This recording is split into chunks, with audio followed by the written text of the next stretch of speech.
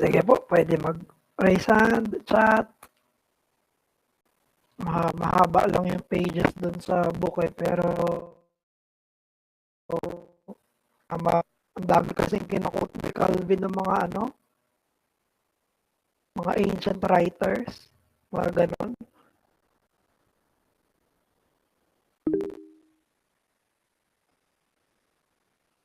Si Arvin. Go, Arvin. Parang naunata si Di Chat. Si Deacon Jeff. Okay.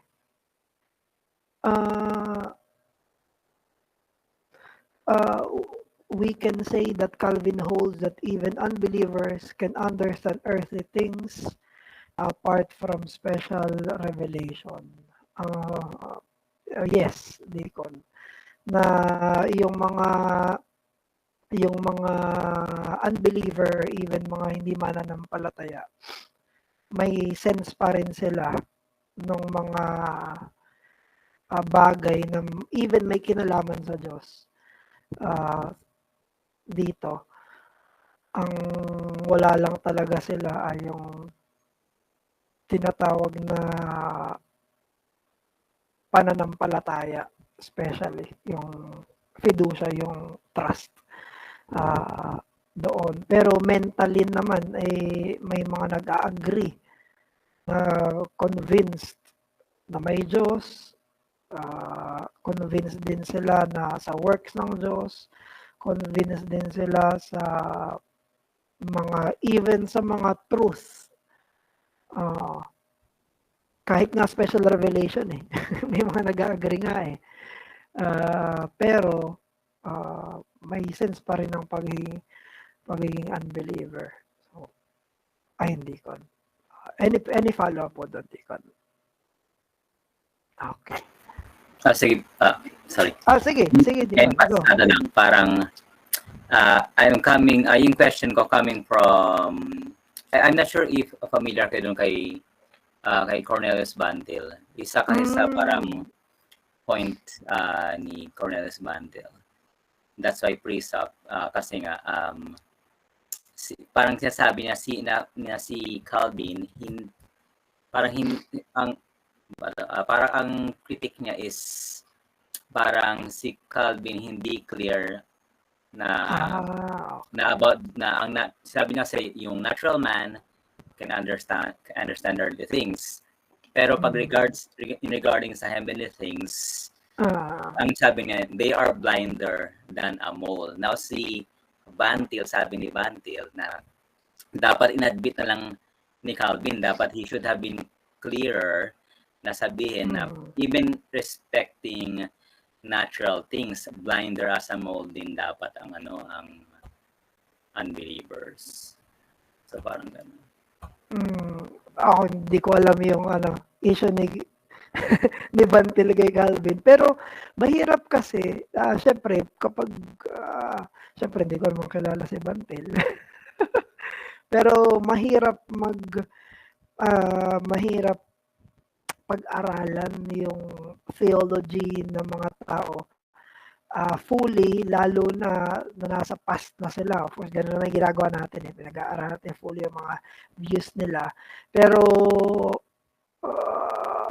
parang we cannot say so much based lang dun sa lahat ng writings nila kasi meron mga developments May mga earlier sa life nila, ito pinuhawakan nila later. Ito. Tapos, meron tayong mga concerns ngayon. Kunyari, si Bantil, may concern siyang ganon. Na hindi naman concern ni Calvin, kaya hindi niya kailangang i-clarify so much na magkaibang generation talaga sa panahon nila Calvin, lahat religious. Walang secular. Hindi pa enlightenment. Ano pa sila? Papunta pa lang doon. Yep. So, hindi ko lang, kaya hindi ko alam yung sinasabi ni Bantil. Pero, sana lang, pwede naman na gano'n, parang sana naging clear si Calvin, pero we cannot demand so much dahil nasa sarili silang generation, so may sarili silang dinidil. Siguro, wish lang niya na wish lang ni Bantil na sana naging clear siya. Development talaga eh ng mga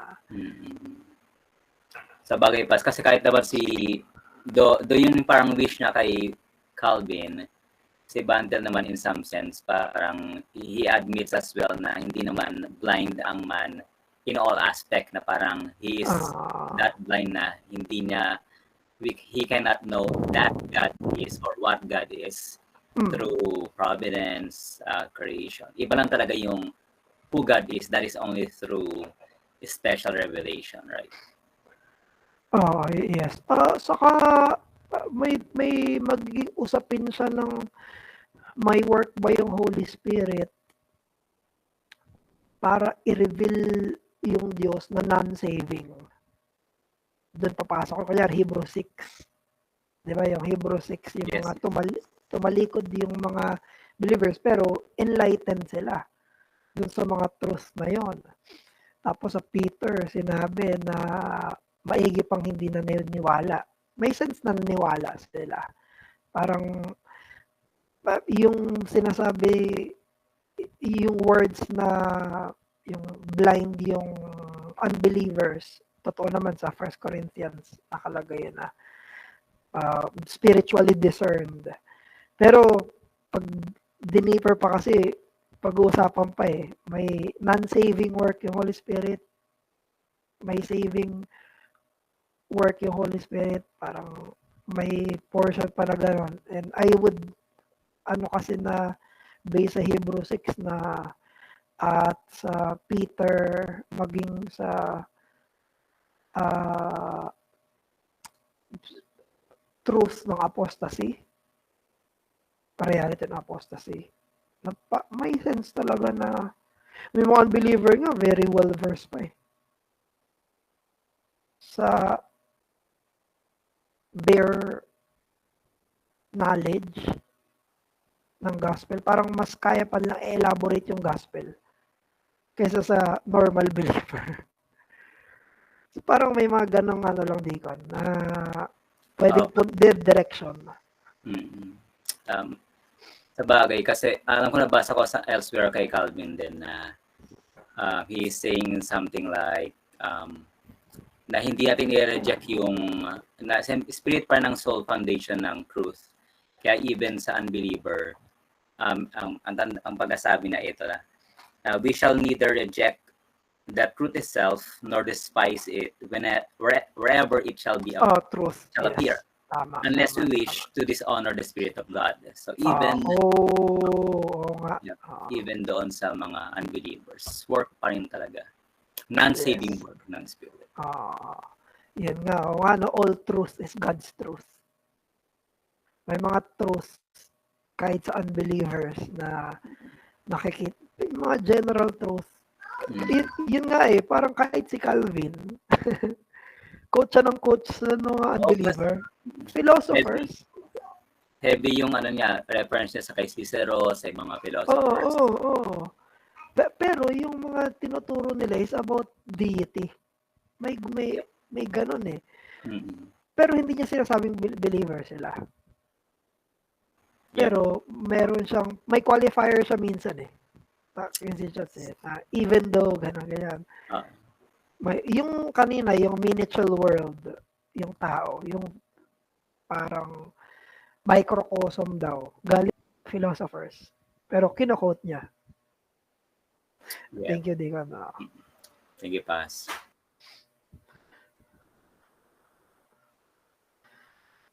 Ngayon, Pas, may nagdas yata po ng kamay. Sige. Arvin yan. Si Arvin. Sige, wait lang, post ko lang. Okay lang, putol na naman. Sorry. Okay lang, putulin mo lang, Bin. Sige. Putulin. Alright. Yun nga, Pas. Salamat sa Diyos sa study. Salamat, Pas, muli. Regarding din pala dun sa pinangahawakan nga ni Calvin, talagang yung generational divide, malaking bagay talaga na nakaka-impact ng ika nga nila. Yung lagi sinasabi ni Pastor Noel na yung ebanghelyo at yung pag-aaral natin sa salita ng Diyos hindi static. Talagang may redemptive progression, ika nga nila. At naalala ko rin pas na, yun nga, work din ng Holy Spirit, yung preserving grace niya, na yung katotohanan, kapag kinakalaban mo yun, parang yun nga, kinakalaban mo yung Diyos. At meron din siya mga sistema dito sa lupa, the justice system, the judicial system, yung mga gobyerno na tapat na naglilingkod, sila talaga dapat yung ma-maintain yung katotohanan. Kasi kundi, societal collapse, yun nga. May tapat din na parusa agad yung Diyos. Wala pa sa kaluwalhatian. Ngayon pa lang, meron siyang consequence. So yun, salamat din. So, punta dun sa reflection ko pas. Number 1, let me read. Part of the blessing in worshiping God in the private and public sphere is it brings us to the forefront in our minds a foretaste of heaven and God's glory. And hopefully ito yung isa sa mga reasons natin kung bakit di dapat natin kinakaligtaan yung Lord's Day, natin kinakaligtaan yung mga mahalagang pagtitipon. Kasi ito yung pinapakita sa atin ng Diyos dito sa lupa na pinaparana sa atin ng Diyos. Pwede na yung magiging realidad natin pagdating ng kaluwalhatian, pagdating ng pagbabalik niya, pagdating ng mga ipinangako niya na magkakatotoo at yung mga bagay na inaasam-asam natin, pinagpe-pray natin na magiging totoo balang araw. And yun nga pas, salamat sa study na-remind sa atin na kaya tayo nagluluwalhati sa Diyos dahil alam natin magiging realidad na lahat ng mga yung mauna, those in the past, here in the present, and those in the future, they will all glorify God one day. Either in the heavenly spirits, kasama ng mga anghel, ng mga past saints, or they will also glorify God in hell para bilang pagpapatunay nila na ang Diyos ay tapat. That He is just. At lahat ng mga narapat na parusahan, ipaparusahan niya. And yun yung nakikita nating ika kanila. The future hope, the future glory, made manifest now. So, praise God dun pa. Salamat sa Diyos dun. On the next point, we must maintain our duty to not be held captive to blind philosophies. We are to exercise our skepticism against those beliefs that will lead us away from God. And ito yung nakaka-fascinating thing na bilang mga believers, hindi naman pinatay ng Diyos sa atin yung skepticism, yung skepticality ng natin, ng mga minds natin. Actually, mas nire-reinforce at ini-enforce pa ng Diyos natin yun na ang maging skeptical tayo sa mga bagay na magpapalayo sa atin sa Diyos. Dahil alam natin, lahat ng mga bagay na nagpapalayo sa atin sa Diyos ay nag-lead sa atin sa sin. At kapag nag-lead sa atin sa sin, it will cause, again, undue amounts of suffering, pagtanggi sa kabutihan ng Diyos, pagtanggi sa mga bagay na makakabuti sa atin. Ang pinakamalala, yung pagtanggi sa pagluwalhati sa Diyos at pagtanggap sa kalooban niya. So, yun talaga talagang pinaninindigan talaga ni Calvin kaya lagi siyang may address laban sa mga heretics, sa mga heretical doctrines. Kaya ayaw niya tayo ma-mislead sa mga maling bagay. Maliit man o malaki. Talagang kailangan natin maging skeptical sa lahat na napapakinggan natin na hindi naaayon sa kalooban, kabutihan ng Diyos. So yun lang naman yung nakuha kong reflection sa study pass. Salamat sa Diyos. Dahil tuloy-tuloy pa rin yung pag-iingat niya sa atin. So ito naman yung mga questions ko pass. Let me read na rin. When we encounter personal incidents of injustices, how do we avoid overreacting? Siguro context na ito, yung mga bila-bila ng nababalitaan, yung may nag-approach sa atin. Siyempre, hindi naman lahat ng balita, lagi namang good news. Siyempre, bilang mga nagko-cultivate ng mga deep friendships, of course, kahit yung mga pagpighati, tsaka suffering ng mga kapatid natin, nasi-share sa atin. So yun yung parang hinging general counsel pass, yung concept on how do we avoid overreacting sa mga ganun situation. As next question, what should be our approach to balanced cultivation of knowledge work in our careers and towards the Word of God? Siguro, baka unique circumstances sa akin, hindi ko sure sa ibang brethren. Sa context kasi ng knowledge work, meron kasi talaga yung technical knowledge, domain knowledge na dapat talaga matuto sa trabaho mo, dapat talaga matuto sa inaaral mo, sa mga pinagdadaanan mo. Paano ba natin mababalance yun pas na hindi tayo nasasobran sa, yun nga, sa technical, or sa trabaho lang? Paano natin ma-maintain pa rin yung consistent na reading, consistent na study? Ito lang naman, Pas. Salamat.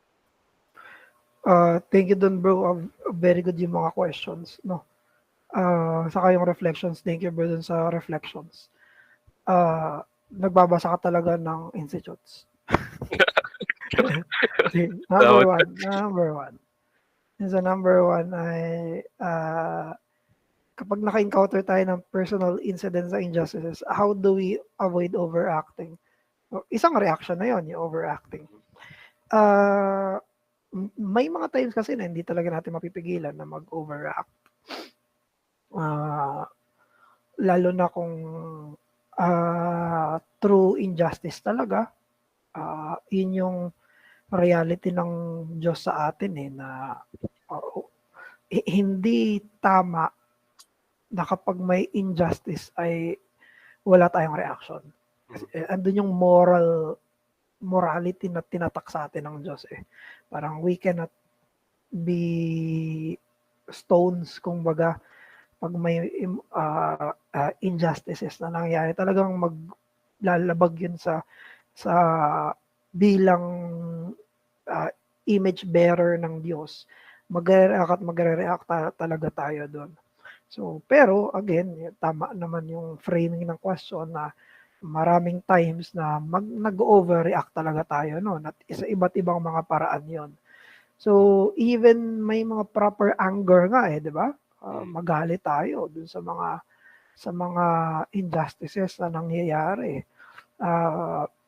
However, kailangan maging yung mga reactions natin framed siya ng scripture, framed siya ng mga virtues na pinapalago sa atin. Katulad nung na-discuss ni Pastor Erdy months before, July yata yun. Yung anger natin ay dapat patterned sa anger ng Diyos. At yung anger ng Diyos ay slow to anger. Slow to anger. Ibig sabihin, hindi siya basta-basta humahagupit kaagad. He can be just kapag nagparusa agad siya. Pero yung nature ng Diyos na nakita natin doon ay generally speaking ay slow to anger. So ganun din tayo, parang we can react pero palaging may reservation dapat.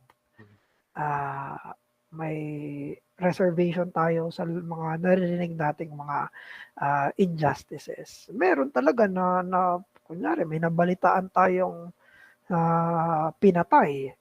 Nanonood kaming balita, may pinatay, bata. Meron nga dito lang sa Antipolo kagawad, binaril sa ulo. Kasama niya yung anak niya. Yung anak niya umuwi, binalita sa nanay niya, binaril yung tatay niya. Bubili lang ng ulam yon. So, nagagalit kami ni Lori noon. Kasama yung anak. Piruin mo yun. Pinatay, kasama yung anak. Tapos yung anak, sa harapan niya, pinatay yung tatay niya. There's something boiling talaga doon sa loob ko. Pero, hindi natin alam kung sino yung pumatay. So, sa side na yon, hindi tayo pwede agad mag-judge kung sino. May nahuli silang suspect. Hindi pa napatunayan. Siya ba talaga yun? Frame lang ba siya? Hindi pwedeng quick to anger agad doon. Sa reality noon, we can be sa reality ng injustice, magkaroon talagang magboboil yung dugo natin or magkakaroon tayo ng pagiging against doon. Pero we cannot judge agad too early sa pag may mga ganyang nangyayari. So, I think may balance yan, bro, na gano'n na hindi pwedeng hindi ako mag-react, pero hindi ako yung final judge kaagad sa mga ganitong pangyayari. So, magkaroon ng prayerfulness, saka mindfulness kapag may mga ganong klase ng injustices, lalo na. So, yun lang muna, bro, sa number 1. Any kind of, baka may follow-up ka. Salamat din pa sa magandang reminder nga na hanggat di pa nakuha lahat ng facts, hanggat di pa nakuha lahat ng talagang katotohanan sa mga sitwasyon na nabibigay, ang mahalagang ma-react, yung reaction na nakikinig ka talaga. Yun yung common na dapat hindi pagkulang sa lahat ng, lalo na bilang mga Kristiyano, mga listeners talaga muna, bago speakers. Maganda talaga ma-mortify yun na maganda ma-cultivate pala rather. Yung slow to speak, slow to anger, quick to listen, quick to quick to pray. Yun yung number 1 talaga. So yun yung pinaka-safe talaga sa halos lahat ng situation, yung quick to prayer. At ika nga nila, pagka something over nga, baka mag-lead pa sa sin, imbis na nakatulong. So yun, salamat din, Pas. Sa number 2, paano, ito, totoo to sa lahat ng mga Kristiyano. Kasi unique yung pagiging pastor Kasi pag pastor ka, ang aaralin mo talaga yung Word of God. Kasi trabaho mo yun So, Parang dito yung mga pastors, kumaga lalo na full-time, medyo mas hindi nila 'to nararanasan. Pero sa ordinary Christian, big deal 'to. Very big deal 'to, na papaano ako mababalance yung gusto ko pang matuto, mahasa yung expertise ko, knowledge ko sa work ko. Calling ko yun, eh. Kung saan kung saan calling mo yun. And sa pag-aaral ng salita ng Diyos. So, definitely, dapat parehong may time. Yun ang non-negotiable. Definitely, kailangang mag-grow tayo sa kung saan tayo nilagay ng Diyos. Kaya humahanga ako sa mga ilang kapatiran talaga natin na even after nila gumraduate ng university, aral sila ng aral. Ganon. Kasi dati hindi ako ganon eh. Yung mga lang, parang petics, parang kung ano inaral mo, tapos na yan, hindi ka na yan. Pero nakakatuwa yung mga kapatiran na gusto pa nilang mag-grow lalo. Kumaga ayaw nila nung stagnant sa kanilang present knowledge. So maganda yun, tama yun. Pero at the same time, nagkakaroon ng comparison doon sa pag-aaral ng salita ng Diyos. Ayan. So, na-negotiable, pareho kailangan. However, wag lang sana ma-secularize yung pag-aaral para sa career. Kailangan maisip pa rin ito ng normal na Kristiyano na I do it for the glory of God. Yun yung isa. Wag isipin na hindi na ako mag-grow sa aking field kasi pwede gawin yon para sa Panginoon. You can glorify God through studying your own. Tapos dito naman sa Word of God, maglalaan ng time. Actually, yung basic lang, bare minimum lang na inaasahan sa atin, private worship, family worship, church worship, ganda na nun. Sufficient na yon. Kumbaga, kung gusto pa ng isang Kristiyano more, maganda. Pero yung basic na inaasahan sa atin ng Diyos, kasama na yon. Kung babasa ka ng Bible, minimeditate mo siya, okay. Tinuturuan yung family, nagbabasa together, maganda na yon. Sa church, may mga pinag-aaralan, maging inquisitive lang doon, maging curious, mag-participate sa mga studies. Ano na yon? Maganda na yon, sufficient na yon na usapin. Kung gusto pa talagang more, okay, mas maganda, hindi dahil sa Panginoon naman yan. So, ayun lang, ang hindi lang siguro dapat lang talaga iwasan ay baka isipin na I do not need to give much time sa aking field. Because you can. Pwede naman. At baka maisip rin na I'm giving too much time sa scriptures. Hindi rin totoo yan. You can. Na lumago tayo dun sa pagkakilala. Pag ginawa natin, inaasahan ng Diyos sa atin, that's God is glorified doon sa mga time allotment na yon. Ayun, bro. Salamat din. Salamat din sa parang na rin, Wise Counsel. Parang tuloy. Wise Counsel talaga. Ano ba yung personal na impact dito? Ano rin eh. Kasi challenge talaga personally din pas kapag ka nasa high-performing field ka dapat or nasa high-stress situation ka. Papaisip ka talaga na, need ko pa mag-work ng 4 more hours, 6 more hours. Maging araw mo na 16 hours ka na nagtatrabaho. Na minsan tas yung ilalaan mo na sa scriptures, wala pa sa 15 minutes. Like, in essence naman, yes, nag-glorify mo kayo sa isang sacrifice, sa isang obligation. Pero yun nga, sabi nga ni Samuel, obedience is better than sacrifice. So, part talaga na self-denial, or may part ng self-denial doon na bakit ba need mo ng napakadaming hours sa work kung usapin lang naman ng pera, gaano karaming pera ba kailangan mo bago mo masabi sa Diyos na, okay, sapat na tong pera na to, pwede na ako mag-aral ng Bible. Kasi hindi naman siya hindi naman siya by benchmark eh. Okay, may ganito na akong amount ng pera, pwede na ako mag-aral ng Bible. Generally, ang trap kasi doon, paano kung hindi mo maabot or ma-reach yung target mo na pera or something, Tapos trabaho ko ng trabaho. Tapos months pass, years pass, hindi mo na nabuild yung habit ng daily Bible reading, daily reflection, daily prayer. Nakakatakot pa pagka napapabayaan sa ganung aspect. Ika nga nila, anuhin mo yung pagiging expert mo sa isang field. Kinaligtaan mo naman yung health ng kaluluwa. So, yun nga, magandang ano siya, ma-mortify. Siguro isa rin pabigan example sa akin nung Friday night class. Kasama si na Pastor Noel and yung ibang brethren sa CRBC. May lola na may lolang nakasama. Tapos talagang from 7 to 9 talaga since medyo alanganin yung time sa iba. Late. Medyo late. Pero gulat ako na tawag dito na pahiya ako in a sense na nagda-doubt pa ako kung tutuloy ba ako sa Friday night class kasi parang I'm trying to take time for myself. Pero ano ba yung command? Self-denial. Kung nagagawa ng mga matatanda, nagagawa ng mga nila, uugod-ugod na. Tapos ako, nasa peak physical condition. What excuse do I have, di ba?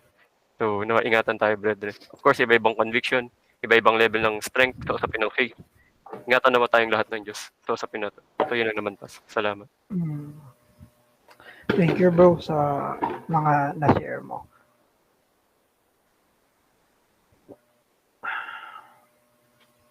Sige po, question or comments. Pwede mag-raise ng hand, pwede rin mag-chat sa ating chat box.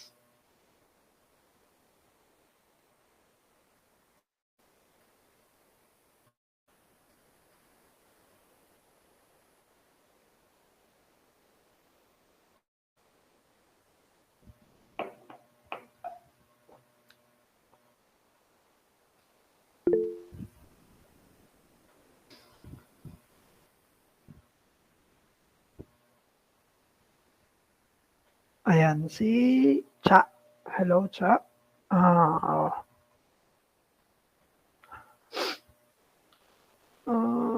Tanong ko lang po about sa mga tribes na hindi naabot pa ng gospel. Balita na through dreams daw po nila nakita ang Diyos at nag-lead sa faith.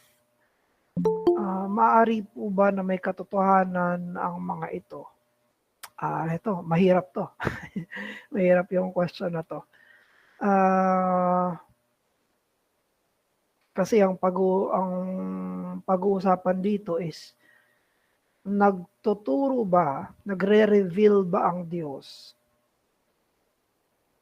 ng sarili niya outside? Nagre-reveal ba yung Diyos ng sarili niya savingly outside sa scriptures? Yung pinaka root nitong pag-uusap, etong dilemma, no? Na kasi may mga nagki-claim, even nga mga Muslim, di ba? May mga Muslim countries. Ayan, sabi ni Paul. Ganito yung mga witness ng mga Muslim sa Arabia and sa war area sa Middle East. So, ayun yung magiging dilemma natin. Outside the Bible, outside the Holy Scriptures, nagre-reveal ba ang Diyos ng sarili niya savingly? Dahil kapag sinabi natin na no, ibig sabihin, lahat ng mga ganyang klase ng testimonies ay hindi totoo. Pag nagsabi naman tayo na yes, totoo yan, nang walang nuance, ang mangyayari ay nagsasave pala yung Diyos outside the scripture. So, yun yung dilemma natin doon. Yung sa mga Muslim, at least merong specificity pa kasi yung sa mga Muslim, ang nagpakita daw sa kanila si Jesus mismo . Pero remaining dilemma siya sa atin. Pero ang sinabi kasi ng scripture ay sa Hebrews chapter 1 verse 1 saka 2, in old times, in the times of our fathers, God spoke to us in different ways, sa different ways and different times, but now God spoke to us through His Son. So yung sinasabi kasi ng scripture sa James chapter 1 verse 1 saka 2 ay may finality eh. Na sa Old Testament, iba-iba talaga, nananaginip, may vision, may yung trance, ayan, may mga ganun eh. Even sa yung New Testament times, may mga ganun pa rin eh, no? Sa mga apostles, sa panahon ni Peter. However, after them, ang sinabi kasi ng scripture na God has spoken finally through His Son. Ibig sabihin, yung through His Son doon, through the message of Jesus written in the Bible. So, yung pag-experience natin ng pag-reveal ng Diyos ay dalawa lang. General revelation, malalaman natin yung Diyos na nandyan siya. Sa time natin to and special revelation sa pamagitan ng libro. Now, sasabihin ba natin na hindi totoo na may na-experience sila? Hindi natin alam. Hindi ko masasabi. Totoo bang guni-guni lang ba nila yon? Or totoong may nangyari sa kanila? Hindi natin alam. Medyo mas specific kasi yung sa mga Muslim eh. Yung sa Arabia. Kasi at least sila, may knowledge sila kay Christ. Kasi may Jesus sila eh. Sa religion nila. At ganun din, etong mga, at least yung mga previous na narinig ko natuturuan na sila ng Christianity. Tapos saka daw sila na naginip. So, di natin alam. Ano ba yun? Akala lang nila, pero dahil yun naturuan na sila ng word, talaga eh. So, ayun, hindi ko aalisin yung difficulty, mahirap yun. Pero, without saying 100% na dinideny na may naranasan talaga sila. Pero, yun ang sabi ng scripture. God spoke to us in the last time, through His Son. Sa pamagitan niya ng Panginoon Jesus, sa pamagitan niya ng Bible. Ayan, sabi ni Paul, may mga Muslim nag-claim na napanaginipan nila si Jesus after nila magbasa ng Bible. So, ayun, may pwedeng may biblical talaga sila knowledge. Saka lang nila, kasi very important sa kanila yun eh. Alam, kapag ang Muslim nag-consider na ng Christianity, big deal yun. Ibig sabihin, may pressure doon, may naiisip ka talaga doon. Umikot talaga sa isip nila yun. Hindi naman sila katulad natin lumaki sa Roman Catholic country na parang normal na lang. Sa kanila, big deal yun. So, pag pwedeng naisip-isip nila yun. So, again, hindi ako nag-i-impose kung anong naranasan nila. Pero pwedeng naisip nila yun. Hanggang sa panaginip, naiisip nila yung mga nababasa nila. So, any follow-up doon? Cha?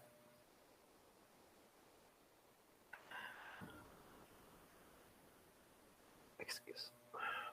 Ayun. Thank you.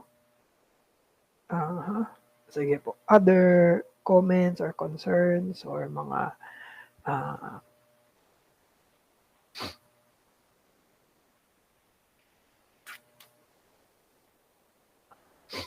pwede mag-raise ang hand o kaya naman ay sa chat.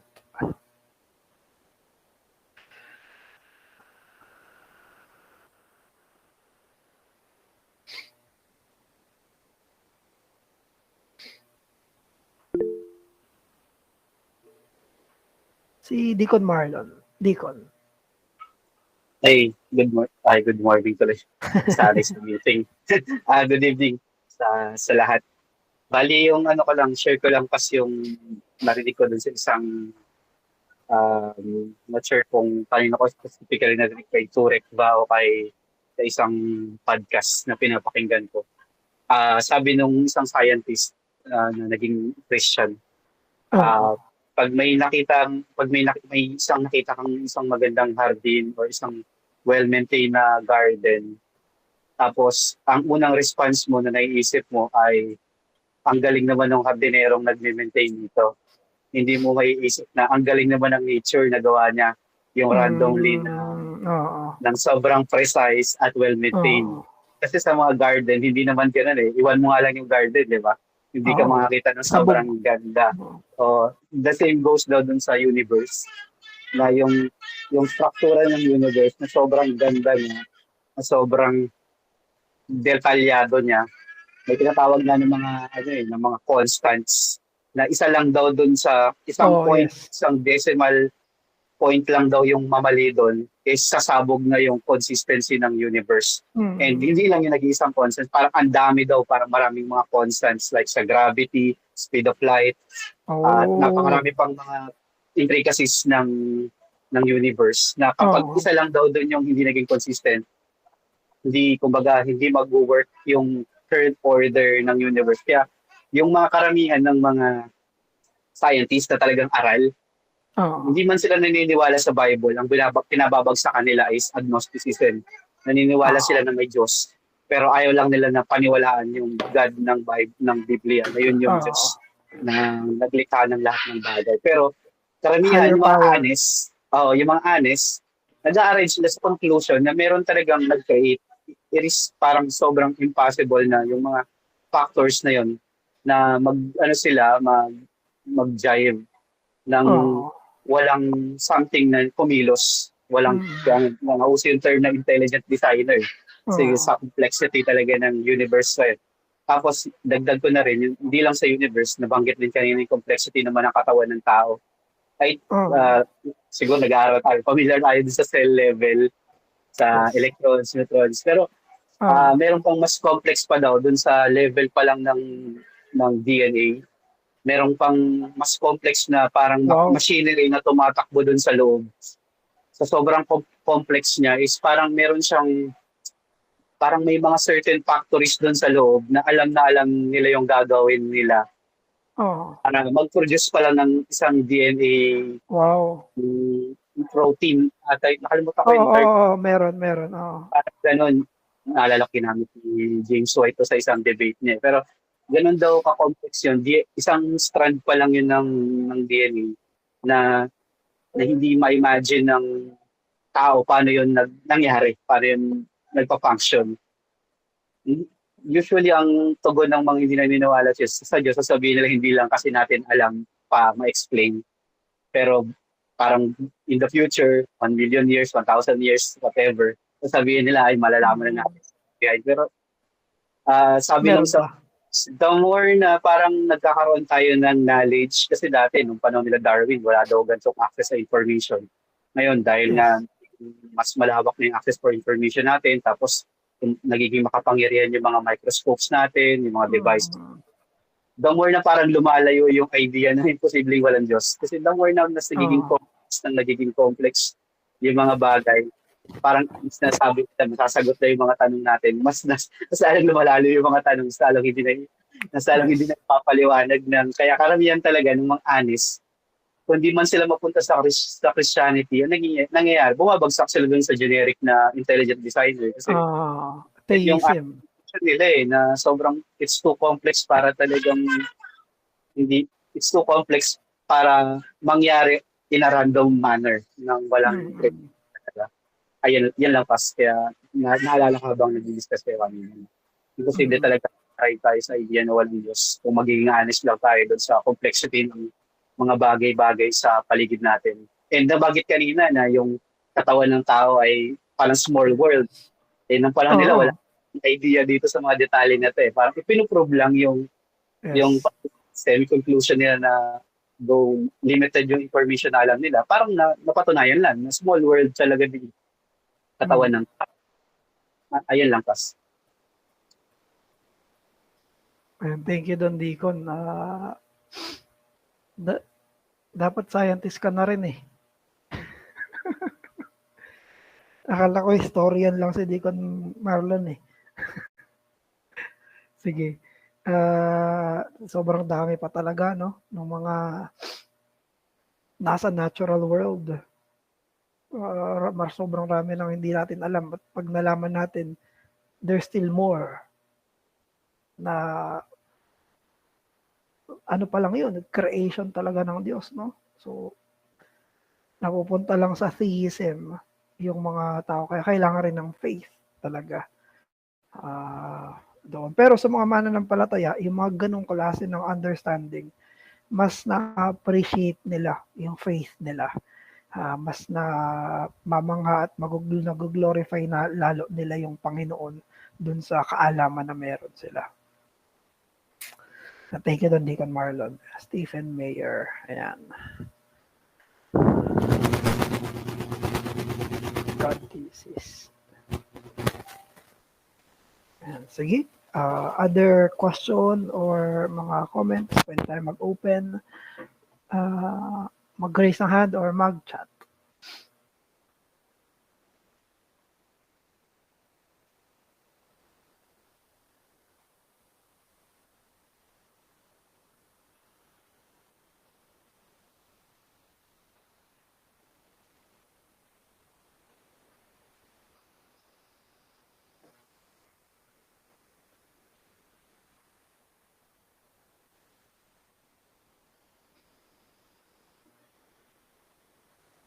Precept ba si Calvin? Hindi ko alam eh. Hindi ko alam kung precept si Calvin eh.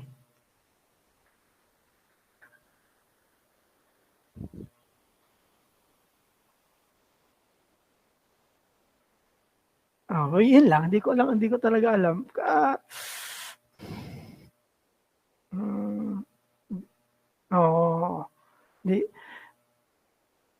Mahirap magsalita niyan eh.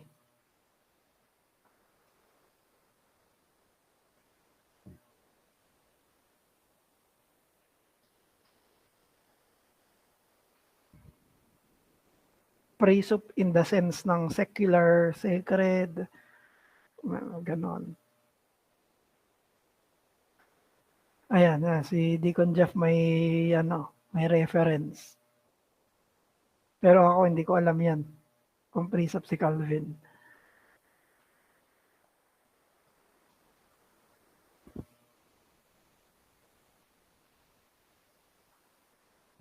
Sige, pwede kayo magbukas ang mic.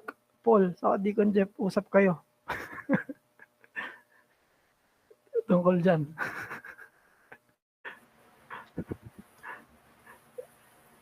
Sige. Sendlink. PM ko na lang si ano. Sige. Diba, ano lang naman, isa siya sa present study ko ngayon. Though, if most of our reading is from Bantil, at we do not go beyond sa Reformed tradition and paano ginagawa yung theistic proofs sa early modern thinkers before ng Enlightenment.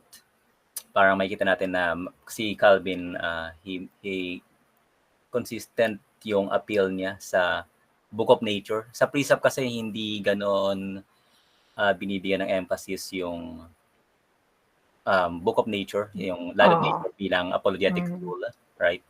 Pero si Calvin meron. So yun, kaya isa yun yung mga book ni J.B. Fesco na Reforming Apologetics, and si Matthew Barrett meron siyang i-release nitong November. So ayun. Sana magbigay ng light doon sa sa concern na yun.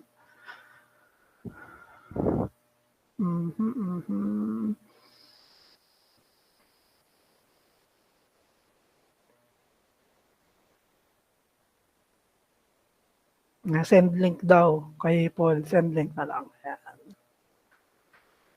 Sabi ni Kel, need talaga na hindi mapabayaan yung katawan na gawa ng Diyos. Yes. Tama yan. Kasi ginagamit rin natin yung bodies natin as a living sacrifice. Romans chapter 12. Present your bodies as living sacrifice, holy and acceptable to God, which is your reasonable service. So, para yun sa service ng Diyos, kaya inaalagaan yung katawan. Yes. Sige po, other questions, comments? Pwede tayo mag-raise ng hand or chat.